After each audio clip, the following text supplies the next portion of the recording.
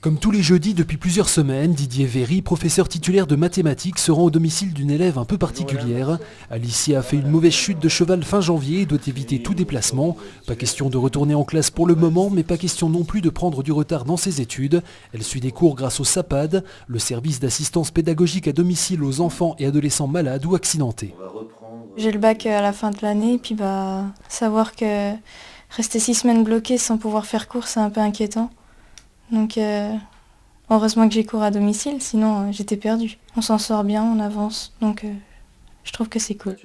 Les professeurs du SAPAD sont généralement des enseignants retraités bénévoles. Ils étaient 143 dans les Vosges en 2011, ou des professeurs titulaires recrutés en heures supplémentaires, un peu moins de 80 l'an passé, comme Didier Véry. Quand je me suis impliqué dans le SAPAD il y a 3 ans, je me suis aperçu que les élèves sont très demandeurs, volontaires, et donc ils étaient tout à fait méritants. Je devais donner un peu de temps pour moi, même si bien sûr il y a des heures supplémentaires pour ça, mais il est important que chacun puisse réussir selon sa situation.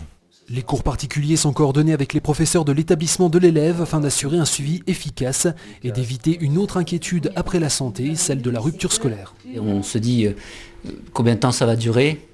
Et puis on a peur de la rupture scolaire, qu'il n'y ait pas de suivi au niveau des cours. Il y a eu une réactivité, il y a eu une mise en place au niveau des professeurs, ça s'est fait très très vite. Professeurs bénévoles, professeurs rémunérés, ça s'est super bien passé.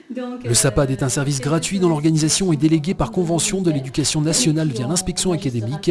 Dans les Vosges, le service est géré par les pupilles de l'enseignement public car l'association aidait déjà des élèves depuis 1991. Le service SAPAD, donc, il a été créé au niveau national en 1998, suite à une circulaire ministérielle qui demandait à chaque inspecteur d'académie de créer un service SAPAD pour tous les élèves en rupture de scolarité, pour des raisons de santé, à partir de 2 semaines d'absence, et pour des élèves de la grande section maternelle jusqu'aux classes terminales. Ces conditions remplies et sur demande de la famille auprès des pupilles de l'enseignement public des Vosges, la mise en place du SAPAD et notamment la création d'un emploi du temps nécessite généralement 2 semaines. En 2011, dans les Vosges, 106 élèves ont ainsi bénéficié du SAPAD.